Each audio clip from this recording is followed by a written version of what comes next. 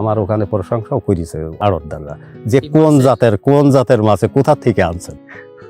আড়তদারও প্রশংসা করছে মাছের। আড়তদার ভালো প্রশংসা। আড়তদার বলতে চাচ্ছে যে ফোন দেছে আমার কাছে, দিয়ে বলছে যে মাছের জাতটা কোথা থেকে পেয়েছেন ভাই। আমি ঠিকানা বলে দিলাম যে এসে তেলাপিয়া। ছোট ভাইয়ের একটু কথা বললাম যে ছোট ভাই ওখান থেকে যোগাযোগ করি এসে তেলাপিয়া এইভাবে নিস। তা বলছে যে তাহলে তেলাপিয়া তো বিরাট তেলাপিয়া, এ তো খুব জাতের তেলাপিয়া, তা সামনের বছর কি একটু যোগাযোগ করা যাবে। আমি বলছি যোগাযোগ করা কি, নাম্বারে সব অনেক কিছু হয়। একদিন জাল টানলাম, জালটা নিয়ে মোটামুটি আমি 4,30,000 টাকার মতো মাছ আমি উঠুনি হয়ে গেছি। বাদ বাকি মাছ এখন আমার ঘরে আছে। এখনো কি পরিমাণ মাছ আছে?